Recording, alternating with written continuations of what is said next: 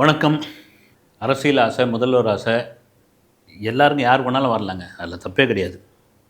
அதில் யார் என்ன சொல்ல போகிறாங்க?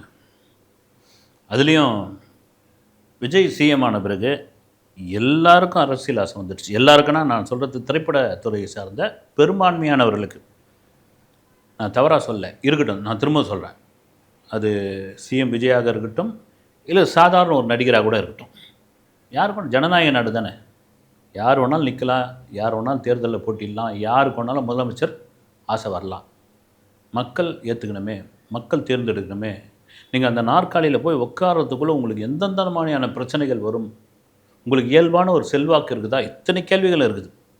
இதெல்லாம் மீறி நான் கடந்த சில தினங்களுக்கு முன்னாடி சொல்லியிருந்தேன், தனுஷுடைய கொடி அறிமுகம் ஆச்சு. அவர் ஒரு கூட்டம் தொடர்ச்சியாக ஒரு 4-5 மாதமாக நடத்திட்டு வர்றார். நல்ல விஷயம். அவருடைய ரசிகர் மன்றத்தை சார்ந்த கூட்டம் அங்கங்கே பல ஊர்களில் நடத்திட்டு வராப்புல. அது ரொம்ப யாரும் மீடியாவெலாம் கூப்பிட்றதில்ல. அவங்களுக்கு சம்மந்தப்பட்ட விஷயம், அது அவங்களுக்குள்ள அது தொடர்ச்சியாக நடத்திட்டு வர. அவருக்கு அவங்கக்கிட்ட குறை கேட்குறது, எப்படி மன்றங்கள்லாம் நடந்துக்கிட்டு இருக்கு, ஏது இது எல்லாம் தொடர்ச்சியாக நடந்துக்கிட்டு இருக்கு. நான் கூட இயக்குனர் சுப்பிரமணிய சிவா அவர் தான் திருடா திருடா சீடன் படங்கள் எல்லாம் எடுத்தவர். இன்றைக்கி அவர் தனுஷுடைய ஒரு வலதுகரம் மாதிரி இருக்கார். ரசிகர் மன்றத்தை அவர் தான் பார்த்துக்கிறாரு. குறிப்பான ஒரு விஷயம் என்னென்னா, தனுஷ் சம்மந்தப்பட்ட கதைகள்லாம் அவர் கூட கேட்குறாரு. ஃபஸ்ட்டு அவர் சிவா கிட்ட சொல்லிவிடுங்க, அதுக்கப்புறம் நீங்கள் எங்கிட்ட சொல்லுங்கள் அப்படின்ற அளவுக்கு அவர் ஒரு பெரிய இடம் கொடுத்து வச்சுருக்காரு. மிக முக்கியமான ஒரு விஷயம் என்னென்னா, தனுஷ் சார், தனுஷ் ஐயா, இப்படி சில பேர்லாம் கும்பிடு போடுவாங்கள்ல, அது கும்பிடு போட தப்பு கிடையாது. சுப்பிரமணிய சிவா என்னன்னா பேரை சொல்லியே கூப்பிட்றது, தனுஷ் சார் அப்படின்னு சொல்லுவார். ஆனால் வளர்ந்துட்ட பிறகு என்னதான் நீங்கள் அவர் வச்சு 2 படம் எடுத்தீங்க, ஆரம்பத்தில் உங்கள் படங்கள் அவருக்கு ஒரு பெரிய ஒரு கமர்ஷியல் ஹீரோவாக வந்ததுக்கு இந்த மன்மதராசா சாங்கு ஒரு பெரிய இது இருந்தாலும் கூட, வளர்ந்த பிறகு என்ன ஆகிடும், ஒரு 50 கோடி ரூபா சம்பளம் வாங்குகிற ஒரு ஹீரோ, நாம் என்ன 2 படம் பண்ணால் இப்போ சும்மா இருக்கிறோம் அப்படின்போது, ரொம்ப சார் சொல்லுங்கள் சார், இது சொல்லுங்கள் தனுஷ் சார் அப்படின்ற கேட்குற அளவுக்கு சில ஆலோசனைகள் கூட அவர் சொல்லுவாராம். ஏன்னா கேட்க மாட்டேன், வளர்ந்த பிறகு அதெல்லாம் கேட்க மாட்டாங்க. கீழே இருக்கிறவங்களுக்கு ஈகோ ஒன்று இருக்கும். அதை தனுஷும் கேட்டு பார்ப்பலையா. எதுக்கு சொல்ல வரேன்னா, இவர் அரசியலில் வரப்போகிறாரு. தனுஷ் கண்டிப்பாக அரசியலில் வரப்போகிறாரு. அப்புறம் சுப்பிரமணிய சிவாவை நல்ல ஒரு ஆலோசகராக நீங்கள் வச்சுங்க. இது உண்மையாகவே சொல்கிறேன். ஏன்னா புஷி ஆனந்தன் ஒருத்தருடைய அந்த செயல்பாடு தான் ஒரு செயல் வீரர் அப்படின்னு கூட சொல்லலாம். ஒரு திடமாக சொல்கிறது, சார் நில்லுங்க சார், நீங்கள் வாங்க சார் அரசியலுக்குள்ளே, நீங்கள் தைரியமாக இருங்க சார், நான் இருக்கிறேன் சார், அடுத்தடுத்த ஸ்டெப்பு கொண்டு போனதில் அவருக்கு அதிக பங்கு உண்டுங்க. தாவேக்காவில் நீங்கள் அவரை கேலி பொருளாக மாற்றினாங்க. அப்புறம் அவரை ட்ரோல் பண்ணாங்க, கிண்டல் அடித்தாங்க.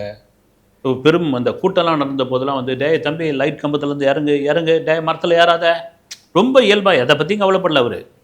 அங்கே அவராக இருந்தார். அங்கே பார்த்தவர்கள்லாம் தான் தொண்டர்கள்லாம் இந்த தான் தலைவனுக்கு எந்தவித கெட்ட பேரும் வந்துடக்கூடாது, அங்கேருந்து விழுந்து ஏதாவது இதுவாகி, ஏற்கனவே அணில்னாங்க, அணில் மரத்துக்கு தாவம் இது பண்ணோம். அப்புறம் இவர் பேசுகிற ஸ்பீச் ஆனந்த் அவர்கள் இந்த வட மாவட்டங்களில் பேசுவாங்க. நான் கூட சில சமயம் மாதிரியான வார்த்தைகள்லாம் கூட வரும். ரொம்ப இதுவாக, என்னடா தம்பி, என்னவா, இறங்குடா, வாடா, அப்புறமா இந்த கண்ணை அப்படி போ அப்படின்னு அவர் இப்படி சொல்கிறது ஒவ்வொரு ஸ்லாங் ஒன்று இருக்குது இல்லைங்களா, அதெல்லாம் கூட கிண்டல் பண்ணிகிட்டு இருந்தாங்க. ஆனால் அவர் தான் தாவேக்கா கட்சிக்கு மிகப்பெரிய, தாவேக்கான்ற ஒரு கட்சி உருவாவதற்கு ஒரு முக்கிய நபராக இருந்தார் அப்படின்ட்டு சிஎம் விஜயை கண்டிப்பாக ஒத்துப்பார். பக்கத்துலேருந்து சொல்கிறது தானேங்க, தைரியம் கொடுக்கறது தானே. இப்போ சரி, நேரடியாக விஷயத்துக்குள்ளே வருவோம். நேற்று திருவள்ளூர் மாவட்டம் பெரியபாளையத்தில் நடந்த தனுஷோடைய பிறந்தநாள் விழா, ரத்த தான முகாம் விழா. அது பேருக்கு தான், அது ஏறக்குறைய ஒரு அரசியல் மேடை விழாவாக அந்த மேடை விழா இருந்தது. அதில் மாற்று கருத்து கிடையாது. அதில் மாற்று கருத்து கிடையாது. காரணம் என்னென்னா, முழுக்க அங்கு அவர் ஒரு அரசியல் தான் பேசினார்.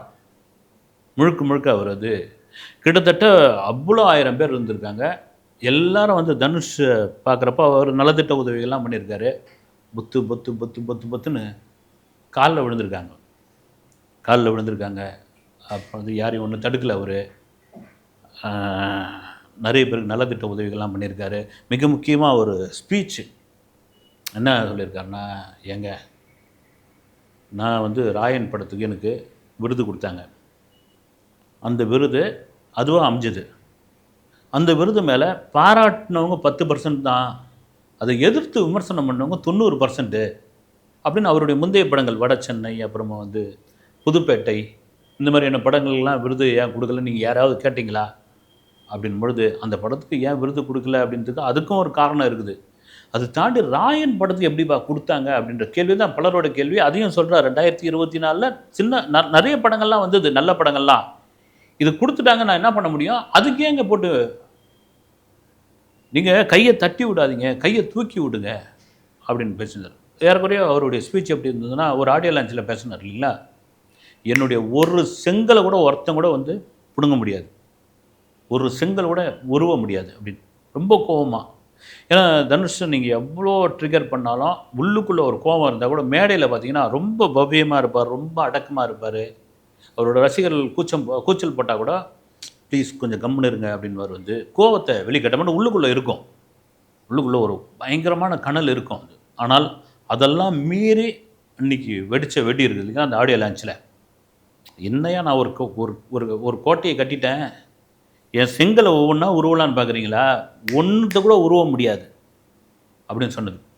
இயல்பாக அவருக்குள்ளே வெளியே காட்டிங்கன்னா கூட தான் அறிமுகப்படுத்தின ஒரு நடிகர், தன்னால் வளர்ந்த ஒரு நடிகர், தன்னுடைய ஆஃபீஸ்க்கு எதிர்க்க ஒரு ஆஃபீஸ் போட்ட ஒரு நடிகர், இன்றைக்கி ஒரு உச்சத்தை வந்துட்டாரு, நமக்கு ஈக்குவலாக வந்துட்டாரு, நம்மளை தாண்டி போகிறாருன்ற ஒரு கோபம் இருக்கும். அது இயல்பான கோபமாக இருந்தால் கூட அது ஒரு கட்டத்தில் வன்மமாக கூட மாறி இருக்குது. சரி, அந்த டாப்பிக்குள்ளே போக வேணாம். நேற்று பெரியபாளையத்தில் நடந்த ஒரு கூட்டம் கிட்டத்தட்ட ஒரு எனக்கு தெரிஞ்ச ஒரு பார்த்தவங்க ஒரு 20,000 பேர் வந்திருப்பாங்கன்னு. மொத்தமே மற்ற நடிகர்கள்லாம் மன்றத்திலே அவ்வளோ பேர் தான் இருப்பாங்க, 20,000 பேர் வந்திருக்காங்க அப்படின்போது அதற்கு ஒரு 65 லட்சம் ரூபா செலவு பண்ணியிருப்பார் அப்படின்னு. ஒரு ரசிகர் மன்றத்துக்கு 65 லட்சம் ரூபா செலவு பண்ண வேண்டிய அவசியம் என்னென்னா, இது முழுக்க தனுஷ் அரசியலுக்கு வர்றதுக்கான ஒரு முன்னோட்டம், அரசியல் வர்றதுக்கான ஒரு ஒரு ஒரு முதன்மை கூட்டம் அப்படி கூட வச்சுக்கலாம். நாளைக்கு அவருடைய பிறந்தநாள் வாழ்த்துக்கள். இதெல்லாம் மீறி சரி அவர் என்ன அரசியலில் வரக்கூடாதுன்றீங்களா அப்படின்னா, ஏங்க யாருங்க வரக்கூடாதுன்னு சொன்னது வந்து மறுபடியும் யாருங்க வரக்கு சொல்கிறது? சிஎம் விஜய் அவருடைய சினிமாவுடைய காலத்தில் ஆரம்ப காலத்தில் என்னென்னலாம் அவமானப்பட்டார், என்னென்னலாம் அசிங்கப்படுத்தப்பட்டார், என்னென்னலாம் உருவகேலி செய்யப்பட்டாரோ அதெல்லாம் தனுஷுக்கு நடந்திருக்குது. தனுஷ்கான் அவரே கூட ஒரு இன்டர்வியூவில் சொல்லியிருக்காரு, காதல் கொண்டேன் படம் ஷூட்டிங் நடந்துகிட்ருக்கோம், எல்லோரும் யூனிட்டே நின்றுட்டு இருப்பாங்க, ஒரு 3 நாள் பசங்க அவுட்டோரில் நடந்துகிட்ருக்கோம், ஒரு 3 நாள் காலேஜ் பசங்க வந்து யார் எங்கே ஹீரோ அப்படின்ட்டு அங்கே இருக்கிற யூனிட்டில் இருக்கிற ஒரு ஆளை யார் ஹீரோ அப்படின்னு கேட்கும்போது அவர் தான் ஹீரோன்னு, இவர் தான் ஹீரோவா விளங்கிடும் அப்படின்னு சொல்லி சிரித்த போது அப்படியே பயங்கர அவமானமாகி போச்சு. 2வது படம் எனக்கு அப்படியே தலைகுணமாக ஆகிப்போச்சு. எனக்கு ஒரு மாதிரி யூனிட்டில் இருக்கிற அத்தனை பேரும் சிரிச்சிட்டாங்க, லைட்மேன் உட்பட அத்தனை பேரும் குலுக்குன்னு சிரிச்சிட்டாங்க. ஒரு மாதிரி ஆயிடுச்சு. அடுத்த ஷாட் என்னால் நடிக்கவே முடியல, அது ஒரு மாதிரி உறுத்தலாகவே இருந்தது. ஆனால் செல்வராக அதெல்லாம் எதுலையும் ஏற்றிக்காத, மண்டையில் ஏற்றிக்காத, இன்றைக்கி கேலி பண்ணுறவங்க தான் நாளைக்கு உன்னை கொண்டாடுவாங்க, நீ எதையும் ஏற்றிக்காத அப்படின்னு ஒரு வைராக்கியம். அந்த சமயத்தில் ஒரு சின்ன பொண்ணு ஓடி வந்து உங்கள் ஆட்டோகிராஃப் எனக்கு கிடைக்குமா அப்படின்ட்டு வாங்கினப்போ எனக்கு அந்த வேதனை, அவங்க சொன்னது, அந்த கேலி, இதெல்லாம் அப்படியே மறந்து போய் அந்த முதல் ஆட்டோகிராஃப் நான் போட்டது என் வாழ்நாளில் முதல் அதுக்கப்புறம் எத்தனையோ ஆட்டோகிராஃப் போட்டிருப்பேன், எத்தனையோ செல்ஃபி எடுத்துகிட்டு இருப்பேன். அது என்னால் மறக்கவே முடியாது. அந்த அந்த அந்த பொண்ணு எங்கே இருக்குன்னு எனக்கு தெரியாது அப்படின்னு நிறைய விஷயங்கள் சொல்லலாம். ஒரு ரிமோட் கார் கேட்க போனேன் பக்கத்து வீட்டு பையனை, கார் கொடுக்க முடியாது போடா. ஒரு இயக்குனருடைய மகன் ஒரு சாதாரண ஒன்று கொடுத்துனத்தில் இருந்திருக்காங்க, கேகே நகர், சென்னை கேகே நகரில், கொடுக்க முடியாது போடா அப்படின்னோடனே வாழ்நாளில் விலை உயர்ந்த ஒரு கார் வாங்கினோம் அப்படின்னு ரோல்ஸ் ராய் காரை வாங்கி வீட்டில் சும்மா வச்சுருக்காரு. இதே போயஸ் கார்டன் வாசலில் ரஜினி மகளை அவர் போய் ரகசியமாக மீட் பண்ணி, ரகசியமான நான் லவ் பண்ண ஆரம்பித்தேன், பயந்து எங்கள் சூப்பர் ஸ்டாருடைய மகள். அதுக்கப்புறம் ஒரு கட்டத்தில் வீட்டுக்கு தெரிஞ்சு அந்த போயஸ் கார்டனில் எப்படி எங்கெங்கேயோ நின்று இருப்பார்ல, பைக்கில் நின்றுருப்பார், ஓரமாக நின்றுருப்பார், ஒளிஞ்சிருந்திருப்பார், நடந்திருக்கோம். ஆனால் வளர்ந்த பிறகு அதே போயஸ் கார்டனில் ஒரு வீடு கட்டணும் அப்படின்னு ஒரு கனவு வந்தபோது, எவ்வளோ பெரிய கனவு, அப்படி ஒரு பிரம்மாண்டமான வீடு கட்டினார். அதை தான் அந்த ஆடியோ லான்ச்சில் கேட்டிருந்தாப்புல, ஏன் நான் போயஸ் கார்டனில் வீடு வாங்கக்கூடாதா, ஏன் அந்த அளவுக்கு நான் தகுதி இல்லையா அப்படின்னு. அதெல்லாம் யாருமே எதுவுமே சொல்லவே இல்லை. நீங்கள் போயஸ் கார்டனில் வீடு வாங்கலாம், டெல்லியில் நீங்கள் வந்து பங்களா கட்டலாம், மும்பையில் வந்து நீங்கள் அடுக்குமாடி வீடு வாங்கலாம், எல்லாமே யார் வேணாலும் அதுக்கு. அதே வேளையில் இந்த கடந்த 5 வருஷமாக இந்த அரசியல்ன்ற ஒரு விஷயத்த சும்மா இருந்த தனுஷ் இப்போ இந்த 2 மாசமா ரொம்ப தீவிரமா அரசியல் அப்படின்னு வரதுக்கான காரணம் என்ன? திடீர்னு மன்ற கொடிய அறிமுகப்படுத்துறீங்க, ரத்த தான முகாம் நடத்துறீங்க. இதுக்கு முன்ன நடத்திட்டு இருக்கீங்க பெருமளவுல. உங்க கால்ல தொப்பு தொப்புன்னு விழுறாங்க, தத்துவம் பேசுறீங்க, அரசியல் பேசுறீங்க. அஜித்துடைய வசனம்லாம் எடுத்து அஜித் சொன்னதெல்லாம் எடுத்து பேசுறீங்க. என்ன சொல்றாருன்னா, நாம தோத்துட்டோம் அப்படின்னு நாம நினைக்கிற வரைக்கும் நம்ம தோக்கல. அப்படின்னு அஜித் சார் சொல்லியிருக்காருன்னா, அஜித் ஃபேன்ஸ் அப்படி இழுக்கிறீங்க. நல்லாவே தெரியுது வந்து. அஜித் ஃபேன்ஸ் இழுக்கிறீங்க. இப்போ வரதுக்கான காரணம் என்ன உங்களுக்கு அப்படின்னா, முழுக்க முழுக்க விஜய் சிஎம் ஆயிட்டாரே. எல்லாருக்கும் இருக்குது வந்து, பெரும்பான்மையானவர்களுக்கு இருக்குது வந்து. நீங்கள் நடிகர்களை பொறுத்த வரைக்கும் பார்த்தீங்கன்னா, சும்மா ஒரு 3 படம் தான் நடிச்சிருப்பாங்க. அவங்கள வந்து ஒரு பின்னாடி இருந்து ஒரு 20 பேர் தலைவர் வாழ்க, அண்ணன் வாழ்க, உண்மை தமிழன் வாழ்க அப்படின்னு ஏதாவது ஒரு குரல் கொடுத்த உடனே என்ன ஆகிடும், இவங்களுக்கு அடுத்த நிமிஷமே சிஎம் கனவு வந்துடும். அடுத்து ஒரு தேர்தல் நிற்கிறோம், அடுத்து இதுவாகிறோம் அப்படின்னு. அது தப்பு இல்லை. ஆனால் இந்த கடந்த 5 வருஷம் எதையுமே வெளிக்காட்டாத நீங்கள் இப்போ வந்ததுக்கான காரணம் தான். எனக்கு கிடைத்த தகவல் என்னென்னா, வருகிற உள்ளாட்சி தேர்தலில் தனுஷ் ரசிகர் மன்றத்தை சேர்ந்தவர், கட்சி அறிவிக்கல, ரசிகர் மன்றத்தை சேர்ந்தவர்கள் பல இடங்களில் நிற்க போகிறாங்க கவுன்சிலராக. அதுவும் டிஎம்கேவோட சப்போர்ட்டாக, முக்கியமாக உதயநிதி ஸ்டாலின் அவர்களுடைய ஆதரவோடு அப்படின்ற ஒரு தகவல் போயிட்டு இருக்கலாம். ஏன்னா டிஎம்கேவில் இன்றைக்கி சிஎம் விஜய் எதிர்ப்பதற்கு ஒரு சரியான டஃப்பான ஆள் இல்லை. உண்மை அதுதான். சும்மா பேசுகிறாங்க, இது பண்ணுறாங்க, விமர்சனம் பண்ணுறாங்க, உங்கள் எலும்பை உடைப்பேன் அப்படின்றாங்க. அப்புறமா வந்து அது கேஸ் ஆகுது, பிரச்சனையாகுது. மக்கள் வந்து ஏங்க வந்து விடுங்க, ஒரு 2 மாதம் தானங்க ஆகுது, 2.5 மாதம் தானே ஆகுது, ஆளட்டமே. நீங்கள் இருந்துட்டீங்கல்ல, 5 வருஷம் இருந்துட்டீங்கல்ல, ஏன் 2.5 மாதம் தான் ஆகுது, அதுக்குள்ளே ஏங்க கொந்தளிக்கிறேன்? அப்பட்டமாக தெரியுதுங்களே, இருங்க, பொறுங்க, போட்டுங்க, 6 மாதம் போட்டுங்க, 1 வருஷம் போட்டுங்க. தப்பு பண்ணாமலாம் இருந்துருவாங்க, தப்பு பண்ணுவாங்கல்ல. அப்போ கேளுங்க, தப்பே பண்ணாத முன்னுக்கு நீங்கள் ஏங்க வந்து உள்ளே இறங்கி இப்படி கத்துறீங்க? நீங்கள் எலும்பை உடைப்பேன், கையை முறிப்பேன், காலை வாரி விடுவேன் அப்படின்னு ஏன் சொல்கிறீங்க அப்படின்ட்டு எல்லாமே இப்படி பேக் ஃபயராக மாறுது. அங்கேயும் ஒரு ஜென்சி ஐடி விங் ஒன்று இருக்குது, அதுவும் ஒன்றும் ஒர்க் அவுட் ஆகலை. இங்கே ஒன்றும் பண்ணவே முடியல.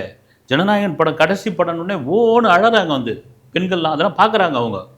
அப்போ டஃப்பு கொடுக்கறதுக்கு யார் இருக்காங்க? அஜித்து அவர்லாம் அரசியலுக்குள்ள சினிமாவுக்கே வர மாட்டேன்றாருங்க. அவருக்கு இன்ட்ரெஸ்ட்டே போயிடுச்சுங்க சினிமாவில். நான் கேள்விப்பட்ட வரைக்கும் அதை கேமராமேன் அப்படின்னு போங்க, அவர் சும்மா இவங்களாம் கதை கட்டி விட்டுருக்குறாங்க.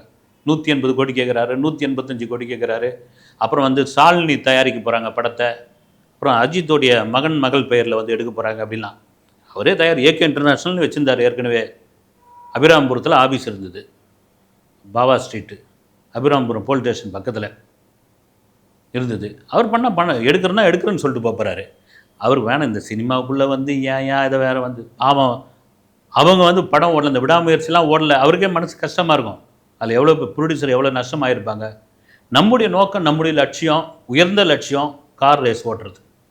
இங்கே ஒரு பக்கம் தன்னுடைய நண்பர் தமிழ்நாட்டுக்கு சிஎம் ஆகிட்டார். கார் ரேஸில் அவர் உலக சாதனை படிச்சுட்டு வராப்புல. உலக நாடுகள், நீங்கள் வந்து இங்கே நடிகராக இருந்தால் வெறும் உள்ளூர் பேப்பரில் மட்டும்தான் நீங்கள் நியூஸு, அங்கே போயிட்டால் உலக செய்தி. அதனால் அவருக்கு பெரிய விருப்பம் இல்லை. அதனால் வேறு யார் அப்படின்னும் போது தனுஷ். இப்போ தனுஷை பிடிச்சிருக்காங்க அப்படி, இதெல்லாம் ரைட். ஏன்னா திடீர்னு பார்த்தீங்கன்னா இடையில சூர்யா அரசியலுக்குள்ளே வராரு அப்படின்னு இருக்கும். அவருக்குள்ளே ஒரு ஆசை இருக்கும், வந்து ஹிந்தி பேச மாட்டோம் போடா, அதுடா இதுடா. இப்போ கூட நீட்டு கூட பயங்கரமான எதிர்ப்பு குரல்லாம் கூட கொடுத்துருந்தாங்க ஜோதிகா சூர்யா அவர்கள். இப்படிலாம் இருக்கும்பொழுது தனக்கு இருக்குல்ல, இவ்வளோ பேருக்கு கல்வி உதவி பண்ணுறோம், இவ்வளோ பேர் பாராட்டுறாங்க, போகிற இடம்லாம் கொண்டாடுறாங்க. இன்றைக்கி பாலிவுட்டில் வந்து ஒரு பெரிய இடத்துல இருக்கிறோம், நாம் ஆட்சி கட்டில் நம்ம உட்காரக்கூடாதான்னு இருக்கோம். ஆனால் ரொம்ப அடக்கி வாசிக்கிறவர் யாரோ ஒரு ரசிகர் நிர்வாகி வந்து அண்ணன் சூர்யா, எதிர்கால முதலமைச்சர் அண்ணன் சூர்யா வாழ்க அப்படின்னு சொன்னோடனே அது பெரிய இதுவானோடனே இல்லைன்ட்டார். அப்படிலாம் அரசியலுக்கு ஒரு ஐடியாலாம் இல்லை, யாரோ ஒருத்தர் ஆர்வக்குளாரில் சொல்லிட்டார், விடுங்க அப்படின்ட்டார். இப்போ தனுஷ் அப்படின்பொழுது அவர் ஃபுல்லாக இறங்கிட்டார். வரட்டும்ன்ற, நான் மறுபடியும் வரட்டும் வாங்க. அதே வேளையில் உங்களுக்கு அந்த மக்கள் செல்வாக்கு இருக்கா அப்படின்ற ஒரு கேள்வி இருக்குல்ல, அது முக்கியமான கேள்வி.